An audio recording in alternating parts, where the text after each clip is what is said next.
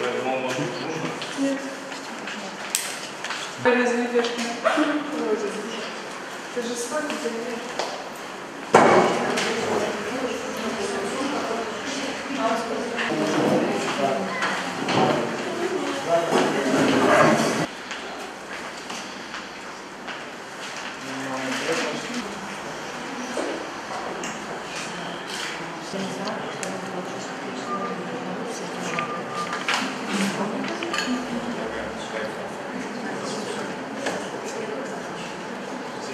Allah hepimize yardımcı olsun.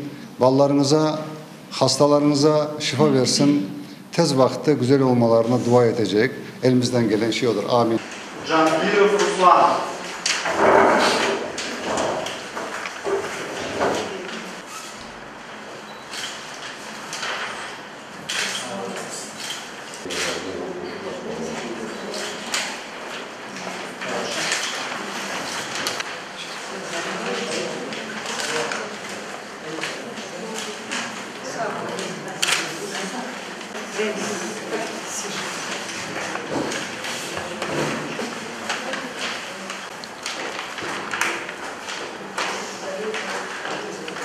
Bismillahirrahmanirrahim.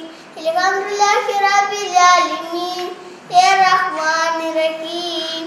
Maliki yevmiddin. İyyâke na'budu ve iyyâke nestaîn.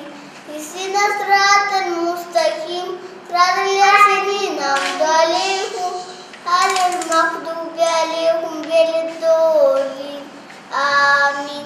Bizler toplum olarak hepimiz en büyük, bizler için en büyük önemi olan para değildir. Zenginlik de değildir.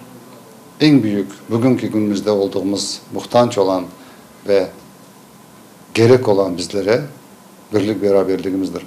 Bugünkü böyle toplantımızın, bu merhametlik aksamımızın sonuna erdik. Hep dua etmek değil ki ballarımız hasta olmasın, insaniyet için dua ettik, insaniyet için çalışmaktayız. Hep insanlar ağlamasın, ballarımızın gözyaşları tökülmesin, analarımız ağlamasın ve memleketimizde, mekanımızda huzur ve güzellik olsun diye dua etmekteyiz. Bu millete de Allah birlik beraberlikten ayırmasın. Asırlar boyunca çektiğimiz sıkıntılardan Allah bizlere kurtulmak nasip eylesin. Allah hepinize razı olsun.